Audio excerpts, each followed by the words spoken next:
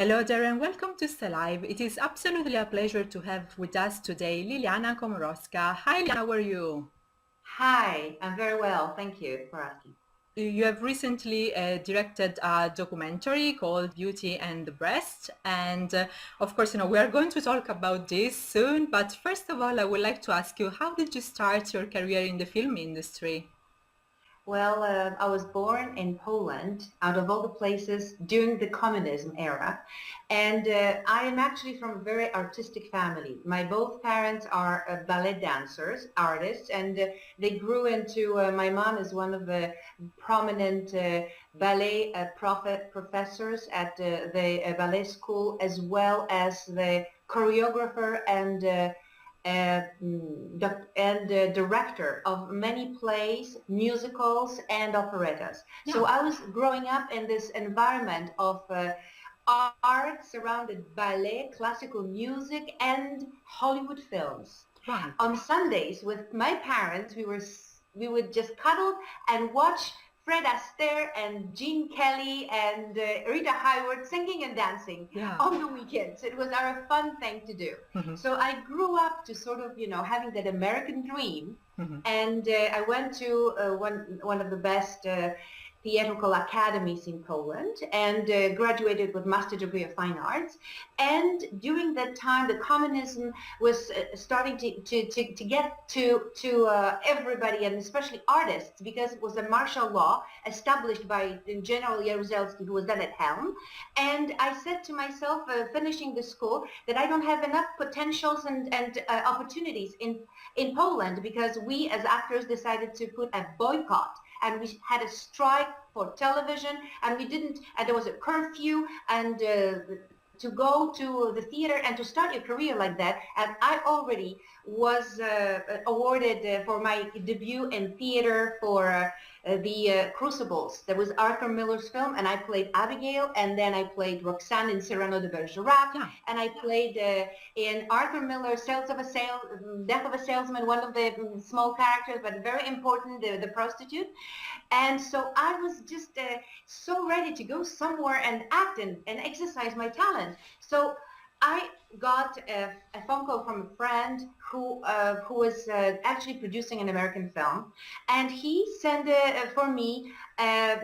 It's an invitation, because in communist countries you had to get your passport, and you had to do all these things. It took me a year, but I actually got the passport stamped, because you have to ask for the passport. Got the passport stamped with visa and with permission to work, and I left for Yes. that one film.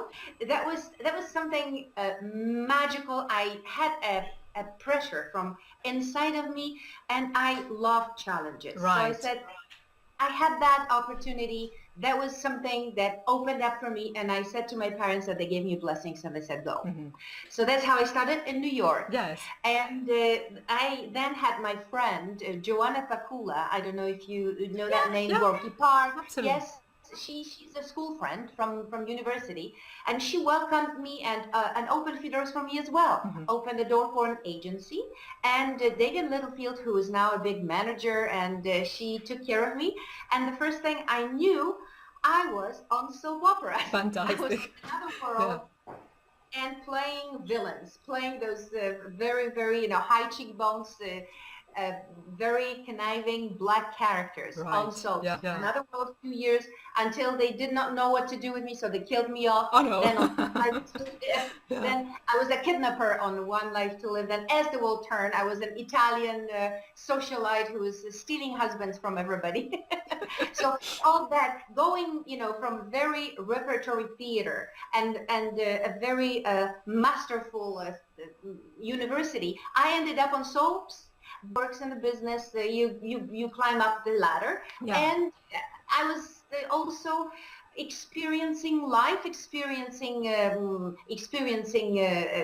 acting, making friends, and that film War and Love that I was invited to ended up with Kira Sedgwick in the lead, and I played an aunt of the main character boy. It was Right. a Holocaust story, okay? Yes. So, and I met, Oscar winners and all these amazing people, Abby Mann, who wrote a script, and Moshe Mizrahi, who won Oscar for foreign film for Madame Rosa with Signoret. All Wow. these people suddenly came to my life. Wasn't it amazing? You know, coming Yes. from a small country, communism country, and being, you know, so sort of blessed in a way, you know, blessed Understand. Yeah. in a Yeah. good way. Hmm. So from then I went on to do other films and feature films. And I moved to Los Angeles, and over there I did films like The Art of War with Wesley Snipes, Yeah. like The Assignment before with Aidan Quinn, Hmm. which was a story of a jackal of a terrorist, and I played obviously a spy agent. Polish, French, Yeah. Agnieszka, and there I was on the set with Donald Sutherland and Ben Kingsley, and Great. it Yeah. was absolutely an amazing experience for me. And I was moving on to mini series. I met my ex-husband, who was a great filmmaker, and we did a few films together. Some of them were actually serious, and we moved to Montreal after me being 15 years in the United States because of the earthquake in Los Angeles. All So the right. earthquake Yeah. moved me. I was 5 months pregnant with my daughter, and my son was traumatized. So I said to myself, I can't stay there. I thought that temporarily we'll go and we'll just settle down and I deliver my child. But then that temporary was getting longer and longer, and I fell in love with Montreal. Hmm. Canada is a wonderful place, Hmm. and it's bilingual. I've learned French, and I started to continue my career over there. Yeah. So being very fortunate, I could compose myself having a husband who is a filmmaker and being an actress and delivering children, all of that together. You know, I was just very, very ready to create. I understand. If it was motherhood, if it was other Yeah. projects, I opened my foundation, which is Liliana Komorowska Foundation for the Hmm. Arts. So all that to tell you that at one point, after I've done lots and lots of films and lots of in theater, and I directed myself a theater, a play called, it was in French, The Banquet chez Comtesse Fritou, Yeah. and I played a lead character. It was wonderfully received, and I felt like there was something that I wanted to do more, Yes. and that more was directing, Directing. knowing that it's in my blood because my Yes. mom became a director, and she's a very strong woman, and it's an artistic linkage that Mm. I respected a lot. I have looked around to find a project, and actually it came to me. Mm. The project came to me, and it was my documentary Beauty and the Beast.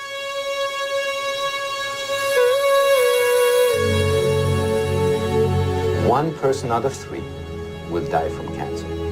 So that's one out of three. You look to your right, you look to your left, one out of the three will die from cancer.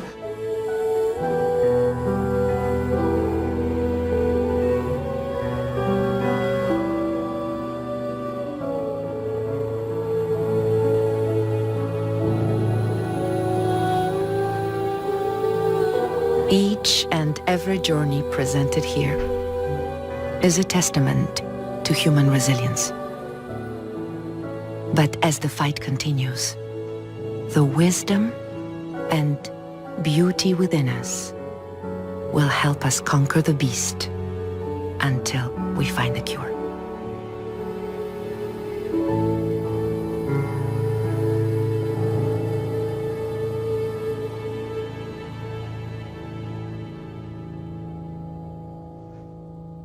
What inspired you to create this film? Well, it was actually completely by chance that happened. I Yeah. was trying to find a different platform, a different way of expressing my artistic desires and what artistry lays inside of me, but I did not know what it will be. I produced a few shorts. I produced a documentary, which was half an hour, about Polish aristocrat community living in Canada, and they really have like 50 of those aristocrats lived 100 kilometers from Montreal. Yeah. It was called the Lost Paradise, Found Paradise. It's about people who were expelled from one country right after the communism, and they had to find the land, and they found it in Canada. They opened the borders, and they found actually the land that in some way resembled that one that is in Poland. Right. And they through the word of mouth, they settled there, and they actually have a wonderful life outside of Poland, now already third generation, and the noblesse oblige is a very important habit in the aristocratic community. And I actually am linked to an aristocratic family by Komorowska. It comes from a very, very famous aristocratic family, my mom and me. And so that's where I wanted to find out how is their life and how they could compose themselves in a different country, having all these aristocratic roots, leading them all the way to the kings. Yes. And they actually did find their comfort in another country, finding another language, but finding that comfort in their own developing their own lives from the scratch, but in a better way, the way that there was no communism, the way that they could flourish, and they could actually marry Canadians, like a prince married a Canadian very rich woman, and she became a princess, a true princess, not, you know, like a princess, like a real princess, title, a princess of Czetwertyński, she's called. But so that was the producing of that film, but it was very close to my heart because of the origins. I understand. And then suddenly, it was 5 years ago, that my husband called me, and this is my last husband, because we divorced with Christian Duguay, and now I have a husband of 10 years, and he's a lovely man engineer who really cherished my artistic desires. And he called me, he said, there is a woman who wants to see you. Yeah. And so I met her, and that was the triggered point of making this documentary. Right. Her name was Soraya. And she came with the video in her hand, and that video was of 3 days of last days of shooting in chemotherapy. Okay. And I looked at her, and I couldn't believe that she was 39 and I was 52, and that she was going through this life-threatening, devastating journey, and yet she had such poise, she had such strength, and she had such radiance inside of her, and I wanted to know that secret. And while I looked at her video, I found out that there is life with the cancer, life after cancer, and there is a way to deal with this disease that I wanted to demystify, because I had so much fears, not to mention that 2 of my grandmothers died of the disease. And I never saw them, and I thought that it will be an honor and tribute to my grandmothers that I have never met, and also to every woman who suffers this disease. How would we, and we are in this collective journey, aren't we? All of us in some way are involved or touched by by this disease. So therefore, I asked Soraya if I could turn the camera on her, and I looked at myself and I said, I actually want to make it as a director. I surrounded myself by wonderful, wonderful mentors. One of them, the one who is my precious best friend, her name is Denise Robert, and she's also an Oscar winner for a film, Barbarian Invasions, of her husband, Denis Arcand, by a foreign. I see so much passion in you, and I don't understand, why wouldn't you? Yeah. And I said, because I've never done anything like that. I've done producing. I know how to handle things. I know how to. So she was the one that really believed in you, like for directing the movie. Yeah. I've seen you acting. I've seen you producing. You will be able to do it. Yes. And then I went with her to all those governmental agencies to bring the fundings, which was extremely difficult, but I couldn't close the film.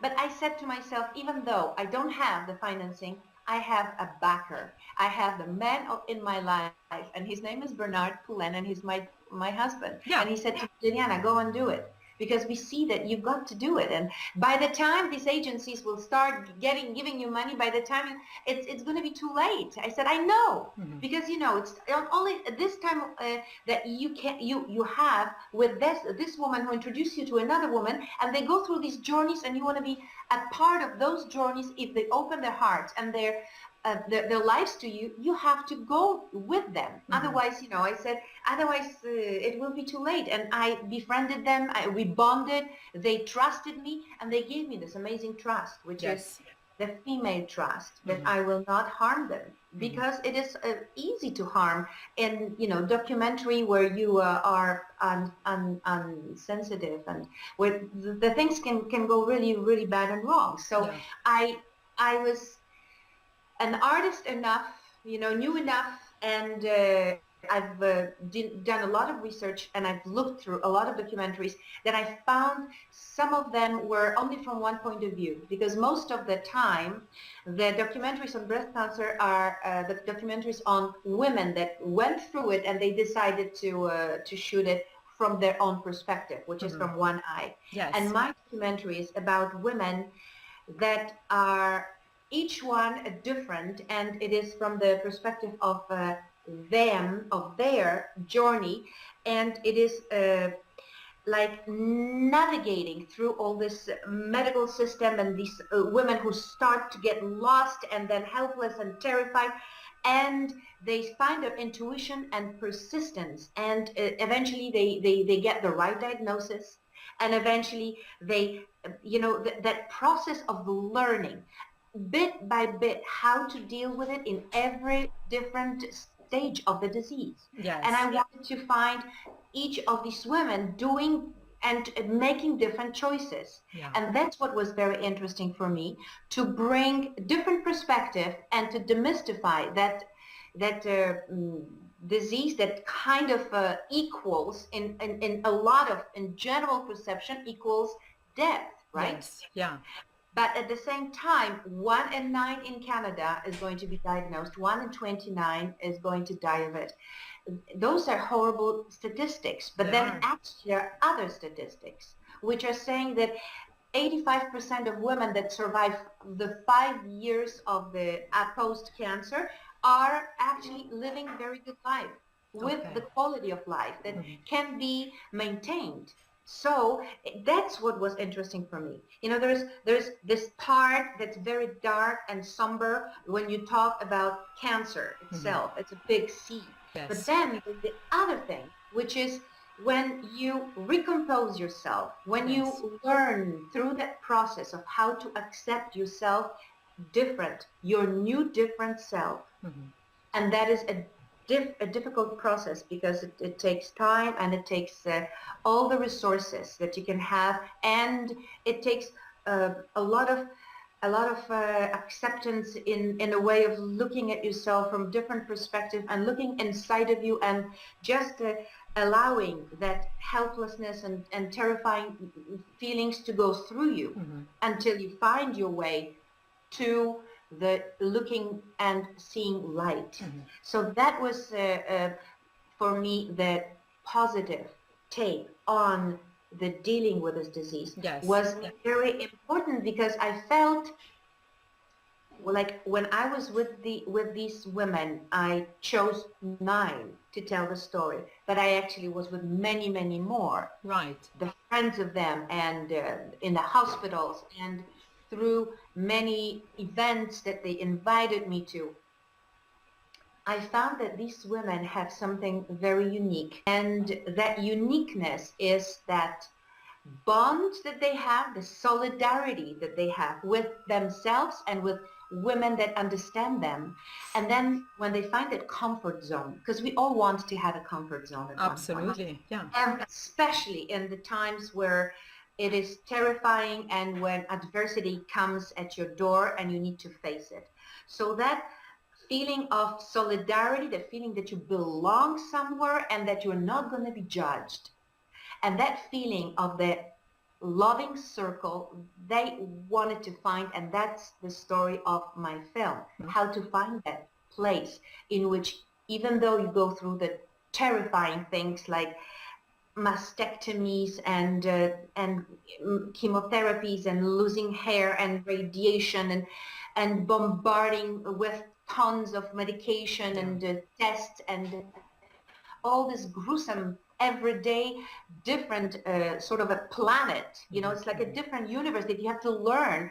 Then once you learn how to deal with that and accept it, then you find the light at the end of the tunnel, and that light is your new self inside of you that you discover that is much stronger than you thought that you are. Yes, yes. So it's somehow say like, you know, rebirthing to a new life. You know, it's a different life, of course, but you know, it's a new phase of their life. Exactly. That, you know, that however, you know, they are, some of them fighters. I would not want to say that, you know, you need to be a fighter. You need to, you know, sort of like, you know, get your arms, but you need to be a person who has a resilience. Right. And how to find that resilience. Some of them find it in dealing with animals. Some of them with, you know, on daily basis, Wendy loves her cat, Timmy, and he is her best friend. For Lucy, it is a horse, Seabreeze, who she rides passionately. And the wonderful thing is when her trainer confesses on camera saying, well, she had a hard time climbing up the stairs to the restaurant when I went with her, but she didn't have a hard time riding her horse. And that was miraculous. Why? Because of that love that attaches you and bonds you with that animal that gives you so much, then you forget your pain and you forget all the struggles. And then you just have to go through it until you find, and that gives you so much more strength that you're capable of getting through all these operations. Some of the women go through 4, 5, 6 operations. Right, yeah. And they still have that quality and they still have the smile on their faces. And that's what was for me the most amazing, that I wanted to grab on that experience of going through the illness and yet not losing yourself in it. Yes. And yet not letting in that illness take over your life. It actually brings you in a position of being stronger than cancer. And that's what was amazing. And one of these women was telling me, I just want to quote, her name is Suzanne, and she's the one who found in meditation and in complementary medicine an asylum to go through a traditional medicine. Right. So complementary medicine can be extremely important, but I would say in some cases women refused chemo and went only for the alternative. And it is also a learning experience, because I, as a filmmaker, did not want to judge. But so what Suzanne was saying, she was saying, and I stood in front of the mirror looking at my reflection and not recognize myself. There was not one hair left on my body, and a heavy bandage covered my mutilated breast. And when I finally braved to unwrap it, I realized that it was my first encounter, my real self. So, you know, when women, this disease just opens up you to your new self, and it opens you up to just a bare self, a naked self, somebody you were not searching and researching at all in your life. For a lot of women, this is a wake-up call to life and wake-up call to listen to your own bodies. So that's another important element of how to prevent this disease, is how to listen to yourself, how to get yourself very, very much in tune, doing your exams under the showers. And at one point, if you know that you had your hereditary cancer, you have to be very vigilant. Lucy and Wendy, they said we had hereditary cancer, but we thought we were invincible until it came and it knocked at our door. So, you know, you just feel like you push it. And there's a lot of denial in this disease. And I wanted to tap on that too, because I wanted to find out that women need to know, and men who are with women, to also be vigilant, because some men find the cancers for women. Some men are the ones that say, listen, you got to go. I found something. Okay, and then there is this love of men for women. And I wanted to capture that too, because I thought that this is a very important, again, some people say a challenge, some people say a drawback, some people say opportunity to show my love and to be next to my woman, and what she wants I will give her, which is presence, which is that care, which is that loving touch, which is that loving word, which is something that, that just being there is important. A lot of friends disappear when this disease comes because they don't know how to behave. And that film again tells these people how. Just be present. Just pick up the phone and say, how are you? Go for a coffee and just That's listen. right. The fact is, awareness can save lives. So, that's, the main message, I guess. Yes, and the message is also that it is the tribute to the human resilience that is inside of us. And also that, I think that the privilege for me to meet Soraya opened such an amazing journey to the meaningful life. Because that life of an actress is a wonderful life, and it's full of glamour and full of, I would say, red carpet sometimes. Yeah, sure. It's very superficial, right? And you go and you get underneath the characters, and then it's fun for the time being, and then you're out of it, and you do something, but you not create as much as being a director. I understand. And being a director, you choose the subject. And if the subject chooses you because you suddenly become passionate, isn't it amazing? For me, it's an amazing thing that I could be at the right time, in the right place to meet Soraya. And then it actually triggered my own life history of thinking, my goodness, how come I've never, ever thought about it? Even though when I was in Los Angeles and we were, I was pregnant with my first child. Yes. My ex-husband was doing a film with Pierce Brosnan. Right, yeah. And his wife then, Cassandra Harris. It was a film Live Wire, and Cassandra Harris was dying of ovarian cancer. That's right. Yeah. And yes, and then afterwards, you heard The daughter, I think, no? Yes, yeah. Daughter from the same cancer. But when I was there and Pierce came to us and he was telling how devastating this cancer is because it's so silent and deadly, and you can't really pinpoint it, you can't capture it on time because it's just too late, because it doesn't give any symptoms. Yeah. And then I told him about my two grandmothers that died of the disease, and he says, you've got to go and check yourself. And I said, well, I was like dismissing it. I was like, it was the first time that somebody pushed and said, push that button, but it wasn't clicking yet until Soraya came to me, and she was then more than 10 years younger than me, and I thought to myself, my goodness, how come I've never thought about it? How come I'm so ignorant about the subject? How come I'm so scared and I don't know enough? So that's where I started to put myself in her position and thinking, it came, this history came to forefront of my concerns as well. So I went and I looked at a mammogram, and I looked at did all the tests, and they came clean. But then I knew that there is a lot of women out there that don't think about it. That's and right. That's so important to bring that to their attention. Came after, and they said, I want to go and do the mammogram. And after that film, that premiere in Montreal last year in October, that was a World Film Festival that I won for the best documentary and the public award.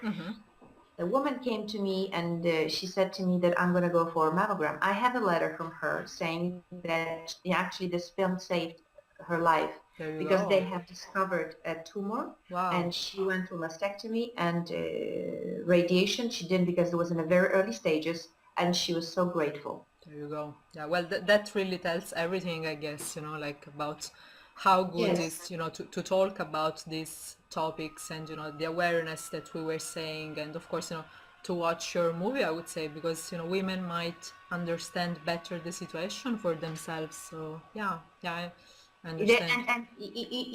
Because this film is it grew from from one woman, and she introduced me to Lucy, who is makes a different perspective because she is a woman who carried implants, and then the doctors discovered that there was like a little cyst, they thought, and they were dismissing her because she was too young. Right. But then finally she was just saying, no, it hurts, and finally, after a lot of wrong tests, and they lost her pathology tests and stuff. So after all these months and months of waiting, they found out. And then she decides to go through a precautious small surgeries before she decides to go for a double mastectomy, because it's a preventative medicine.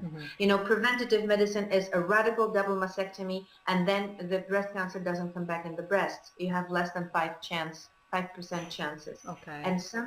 And in this film right now, we have a segment where a woman like Angelina Jolie, she has BRCA1 gene, and she never went through breast cancer, and she decided to go for double mastectomy and also oophorectomy, which is removing the ovaries. That's right. Because she decided that after she had her second child, and she decided that she is not going to live with the risk, and that breast as a time bomb, because the time is ticking. And if you miss one of the important tests, it might become serious. Yes. Yeah. And serious. Yeah.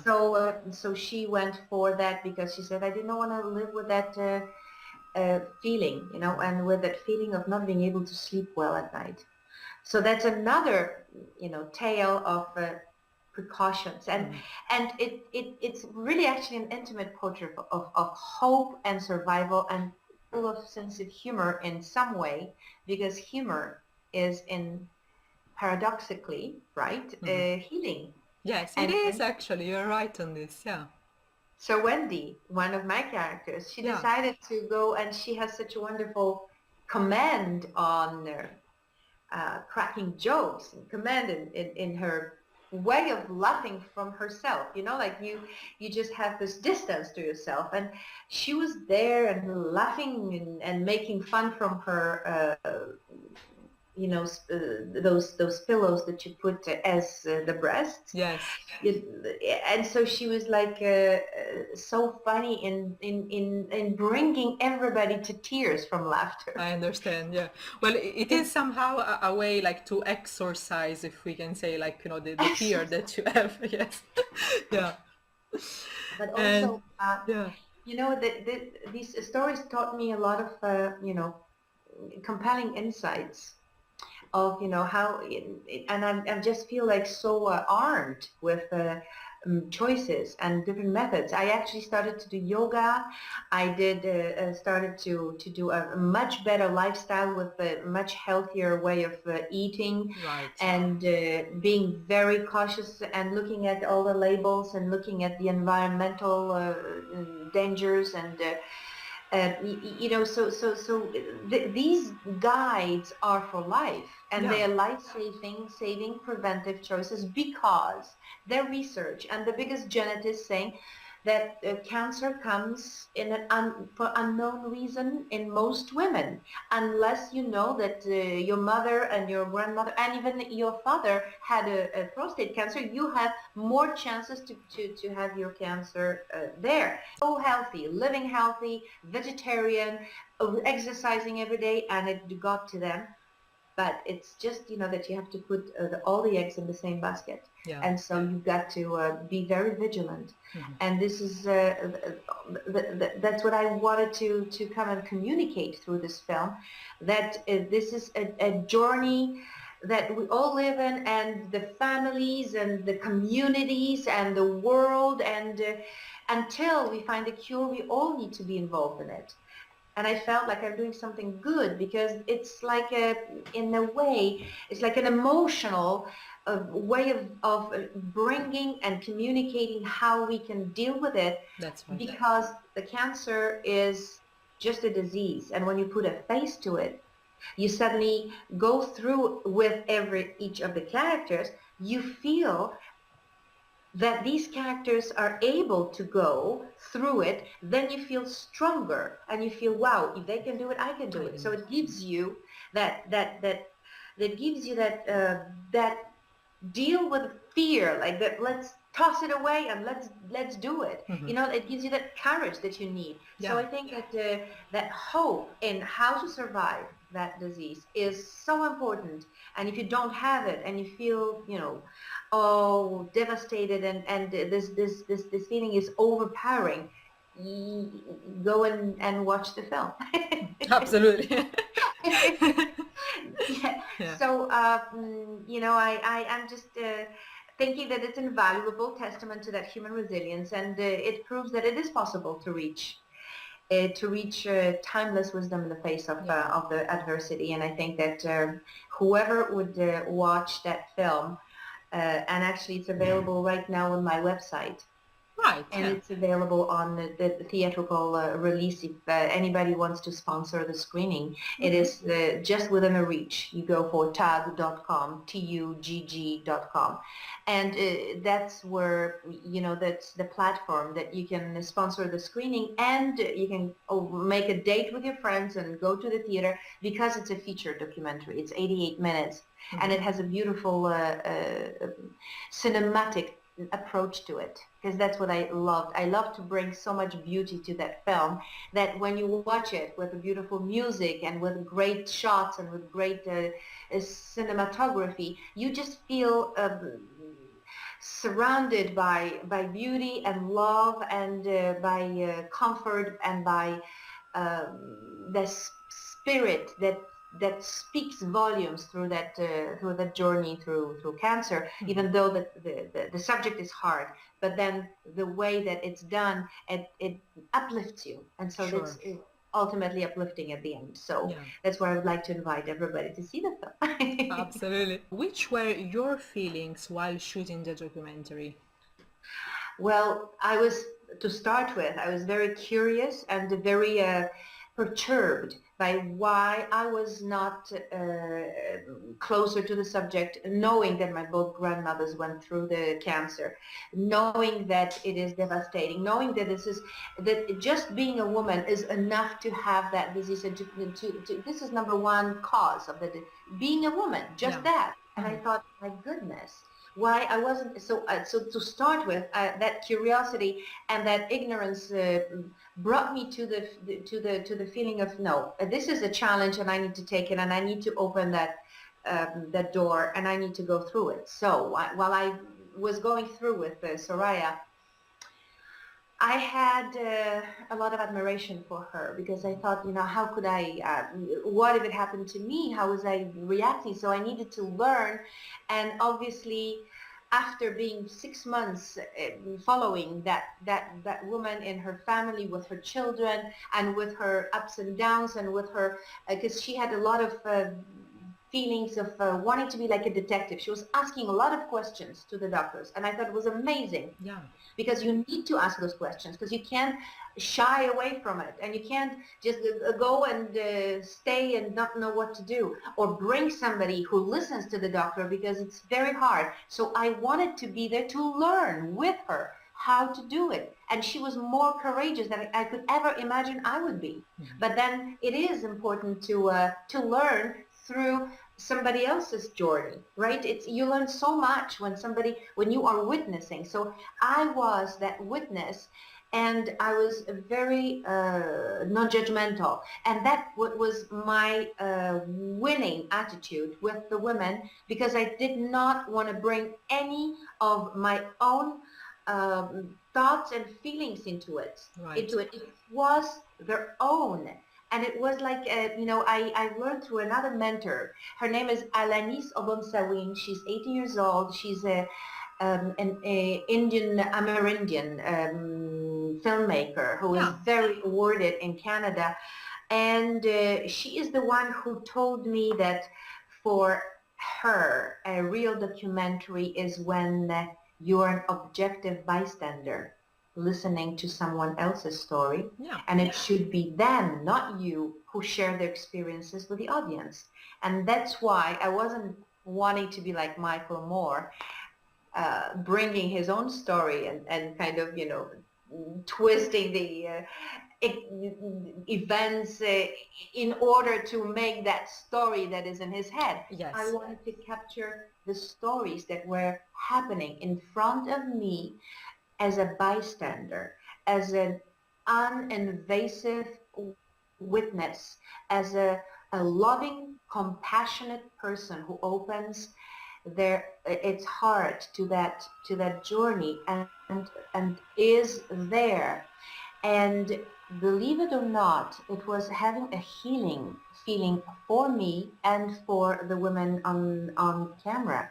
The healing because it was somebody who was listening with such an open heart and such an open mind that they could open themselves, and the most devastating emotional moments, the most beautiful, and they bare their souls, and they bare their scars, and they bare their most difficult times, just because they wanted to let it out. Yes. And then they felt and me, I felt somewhat liberated.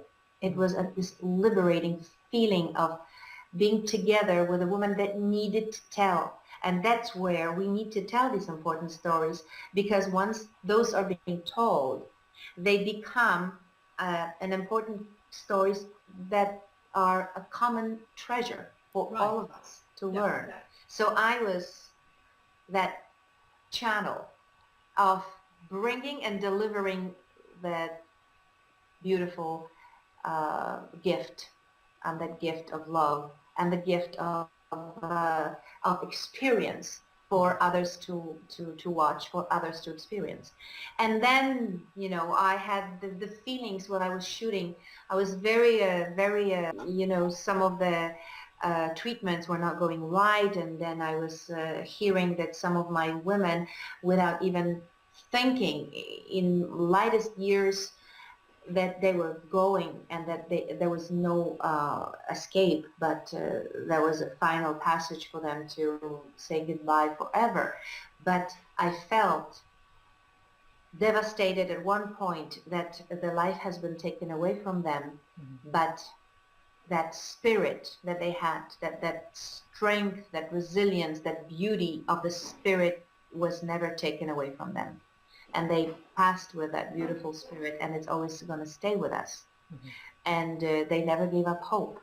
And I think that they had a much better quality of life, and letting go with the love is the most beautiful way to let go, and to be in the arms of your loved ones, and to let go of that last life. So for me, the film is sort of celebration of life.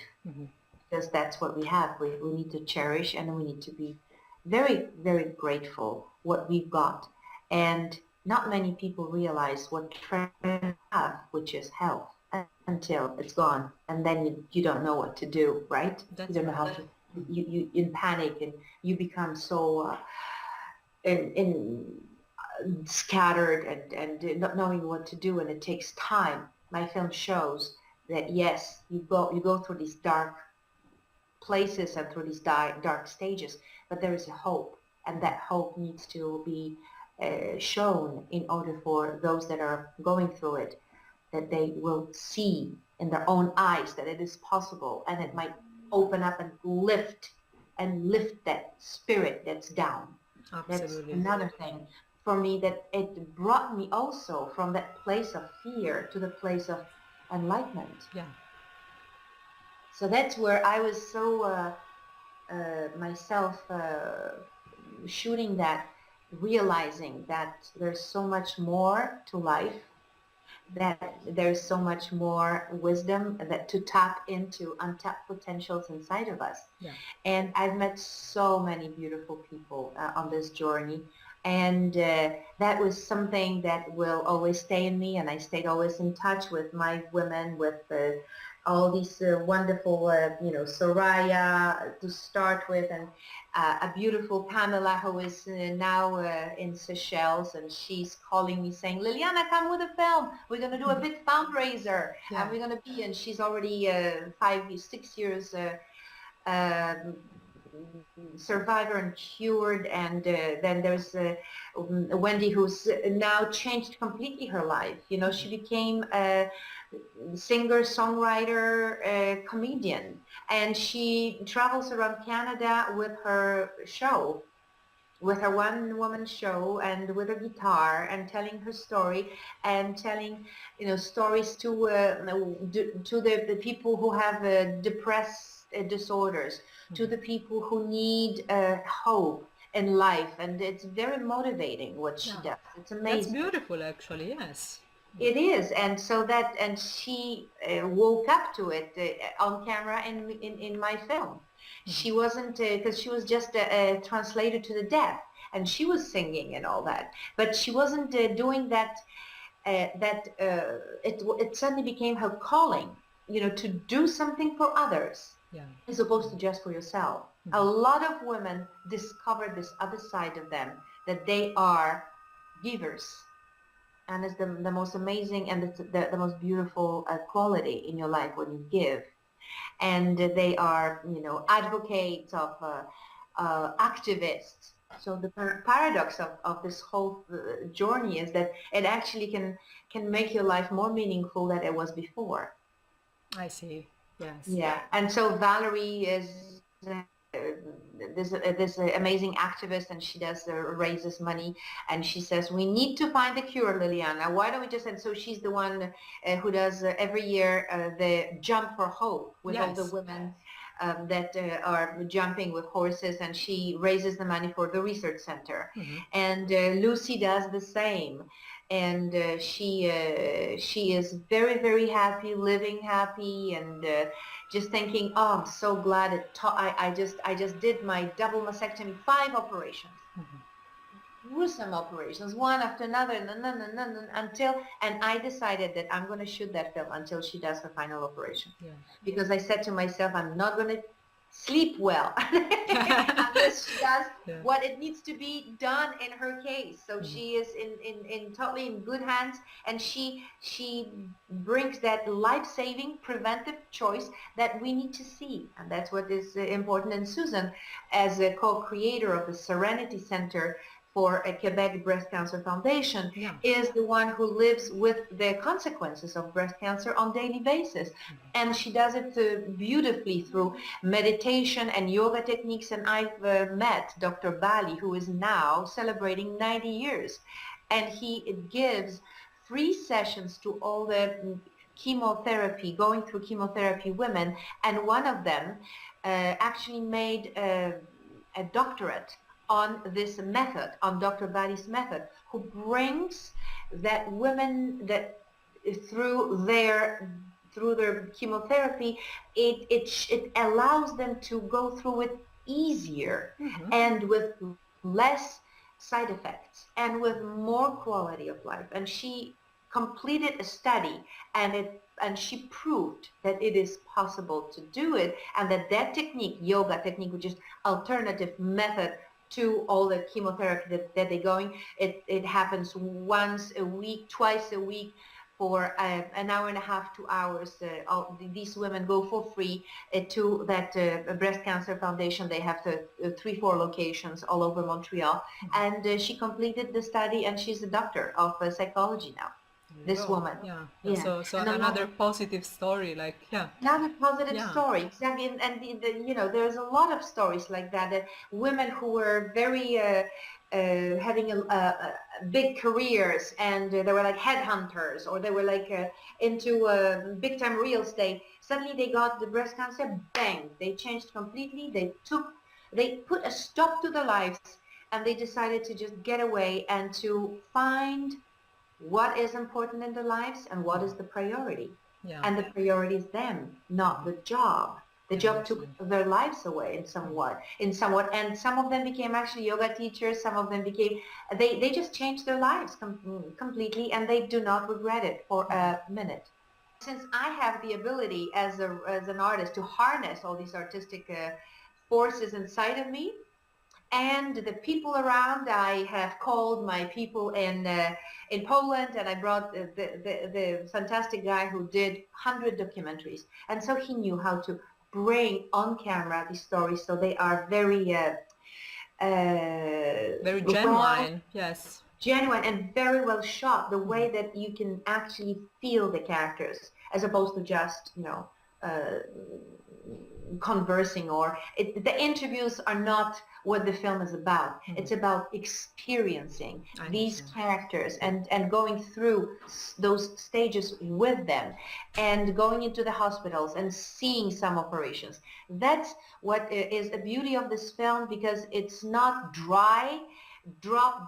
It is actually drawing like a story. That's why the film got an award for script, because it was a wonderful job of the editing of those stories, which became a beautiful script of women in different stages of this disease, talking about one diagnosis and bringing new life to their lives. Your movie has joined various film festivals around the world, and as we were saying, it won Best Screenplay at the London International Film Festival. And somehow, how does it feel for you, to have your work recognized by an award? Well, I think that I've done my job. Yes. And now it's just up to the world to recognize that. And it's not me, actually. I feel like I'm very humbled by these awards. I feel like I'm very touched by the response of the people, and the warmest award was obviously the award from the Montreal World Film Festival, the very, very highly recognized festival last year, which is public award, which means what is the most important for a filmmaker is to hear that the public loved the film the most. Yes. So that's, for me, is like a quintessential reward for a filmmaker, to suddenly do it in such a way that you have such a wonderful response. And I did not have a bad response ever. So, all these women that were coming, and they in different places. I went to a Krakow Film Festival, and then I opened the film in Warsaw in 5 theaters. Because I'm of Polish origin, and in Poland I'm a star. I'm still acting in lead in a wonderful series right now. Right now, every Sunday, 3.5 million people are watching that series with me being a lead. So they know me. Sure. And at the same time, they know that Liliana is also a first-time filmmaker. So I also bonded with some important breast cancer foundations and associations, and they brought army of people to all these screenings, because these women wanted to find out what is the way to deal with this illness in Canada. And they found out that because it's from the perspective of a woman, and from the emotional point of view, not just a medical system view. Sure. Therefore, they all felt very interested and in touch with these women, and they could embark on that journey, and then they felt, oh wow, it's exactly like what I felt, exactly what I was going through, or it was exactly like it happened to them, except that hospitals in Canada are more beautiful, they said. It's just more cleaner and more neat. But I got the big jury prize in the London Critic Awards, which was also a very nice thing, because I liked the fact that the critics really loved the film. That's very important, yeah. And then there was a Women International Film Festival in Miami that awarded me for the best documentary.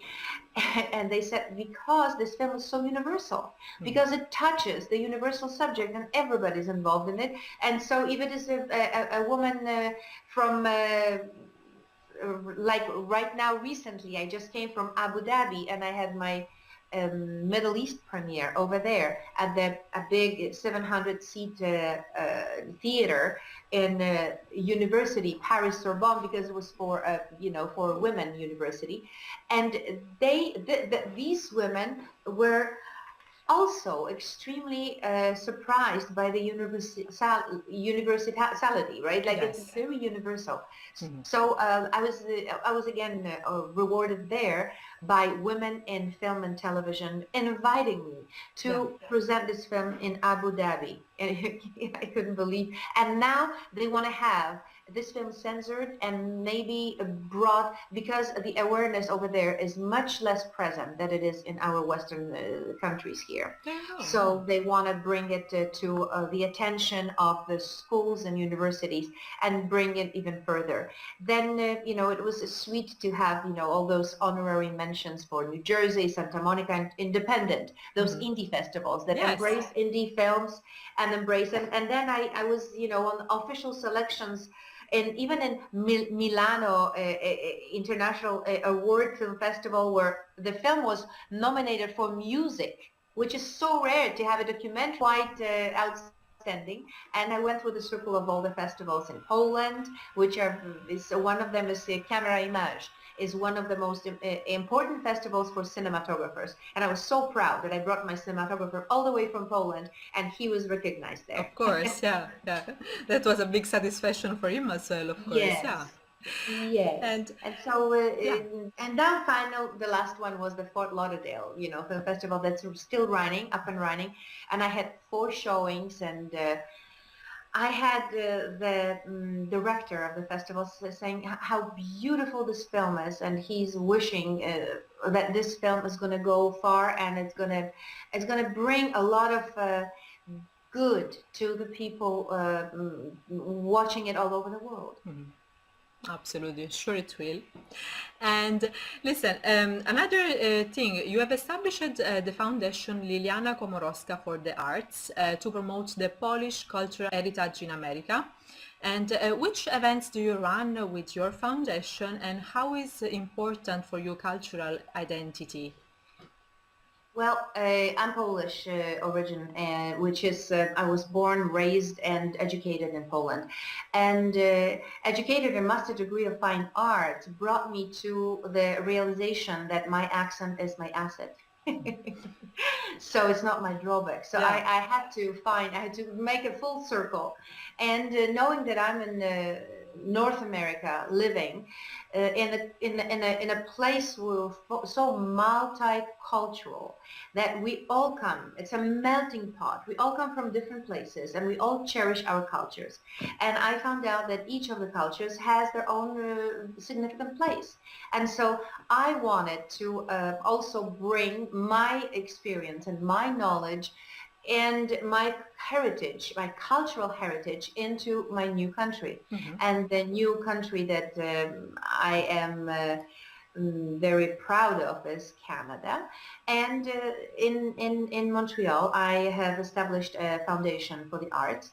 And since about 10 years, we're doing a lot of events, bringing big exposition. One of them was an exposition that ran all around the world called, and I still see their faces, and it was about the Jewish community before the Second World War, extremely well established in Poland, one of the biggest communities of 3 million people, and they lived happily in joy, and next to the Catholic culture of the Polish people.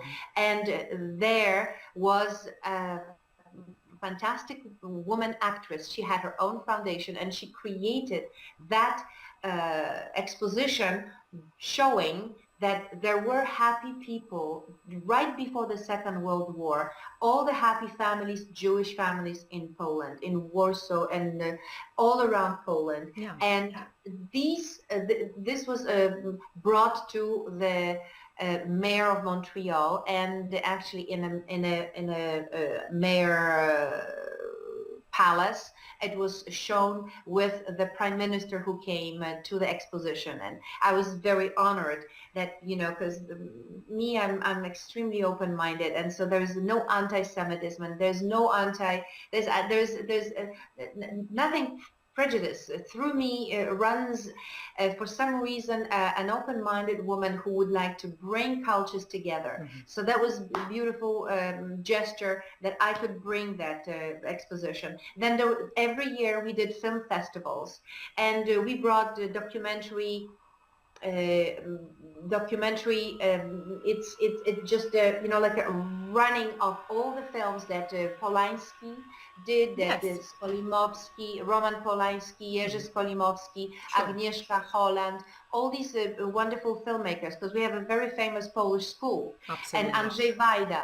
So all these important filmmakers had, through my foundation, had opportunities to bring their body of work to the Cinematheque, Cinematheque is the place where the filmmakers are meeting, and then we could have their retrospective. That's right. Yes. That's what I was doing, and a few years ago, as I mentioned, I directed a play for the 100 years of birth of one of the biggest Polish playwright, Gombrowicz.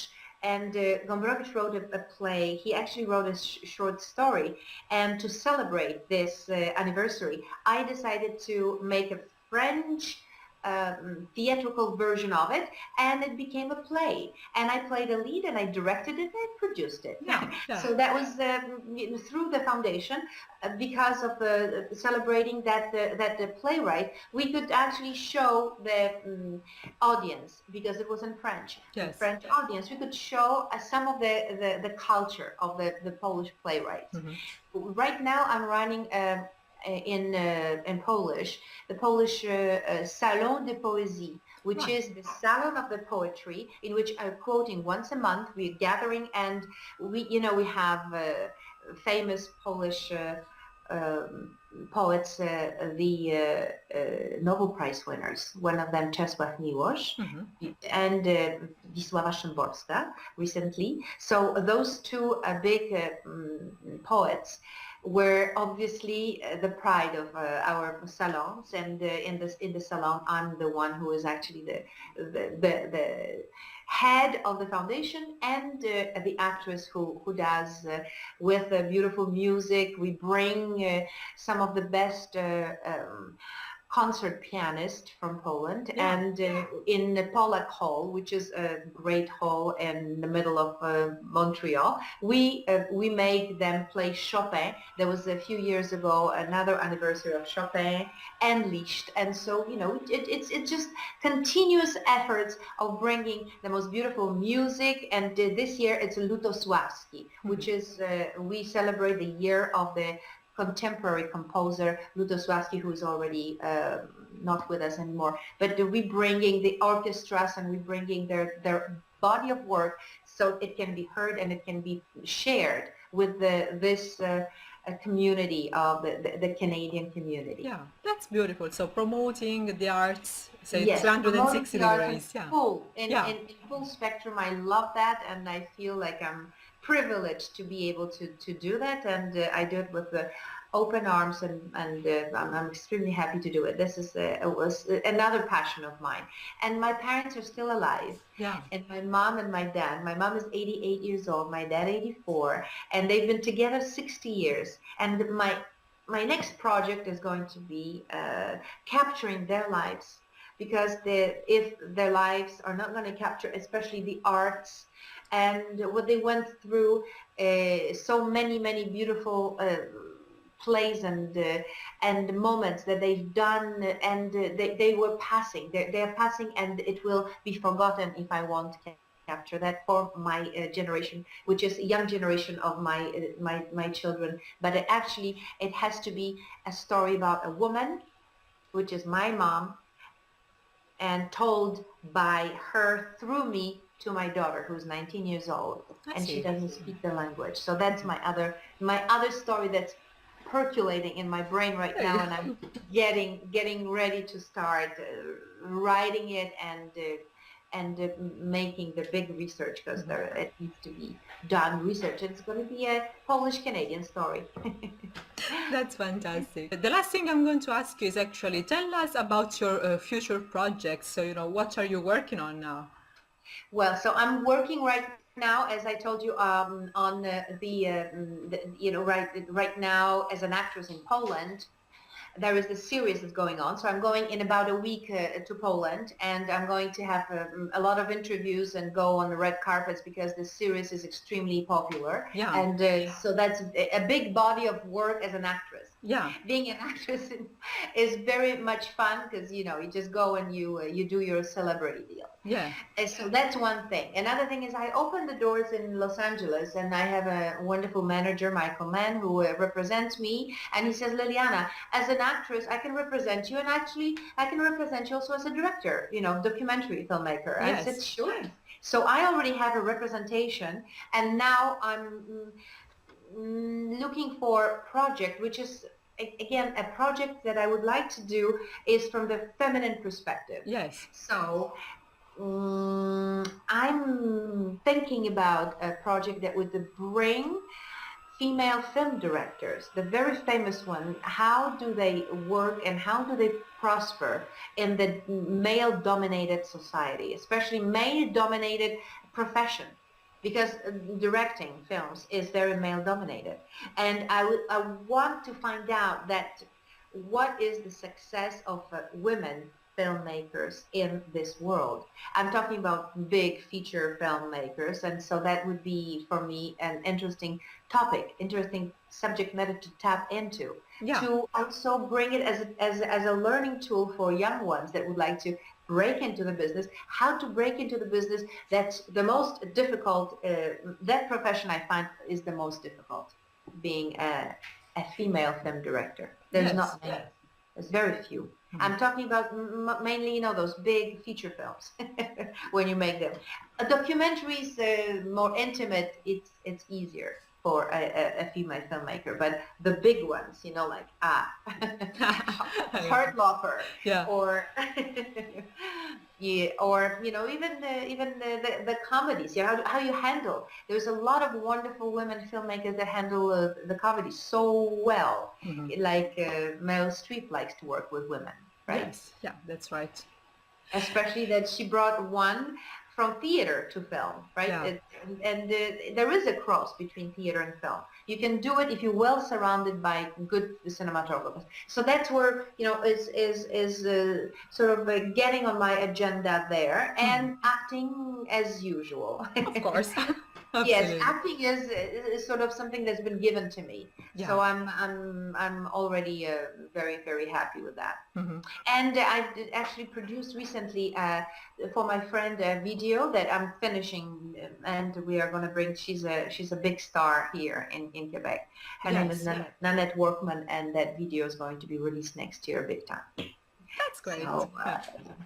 So, many things, Many things. Yes. Producing, acting, trying to direct, and obviously, the intimate project of mine, which would be the project between the mother, the daughter, and the grandmother and grandchild, mother, grandmother, mother. All these important functions. It's like you wear so many hats in your life. Yeah, that's true. Yes.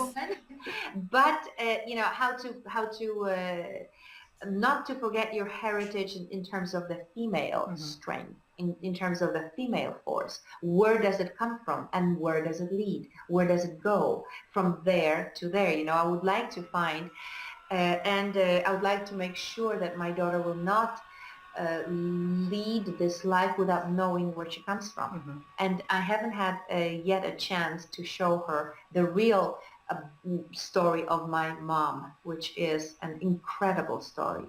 And if I won't tell her, nobody will tell her, and it will go forgotten. I understand. Liliana, we would like to remind our followers that they can follow your updates and the updates about Beauty and the Breast on facebook.com/Beauty and the Breast. And you were saying also again, the web. Yes, it's www.beautyandthebreastmovie.com. And through YECRA, You can actually rent, you can buy, and you can stream the movie directly from my website. And we can tweet. My tweet is at BATB movie. Okay. Beauty and the Breast, which is the abbreviation BATB movie. That's my Twitter. The Facebook, which is facebook.com/beauty and the breast. And that's where you also can tap into watching the film. My film is going to be shown on iTunes, I hope soon. It's going to be shown, it's also on Verizon and on many different platforms on television in the United States. Yes. And it's going to be shown on television in Poland very soon and in Canada. So the film still has a big life in front of it. Very, very happy that it happened. Absolutely. And listen, Liliana, thank you so much for joining us today. It was really a pleasure to talk with you and, of course, talk about Beauty and the Breast. Thank you very much.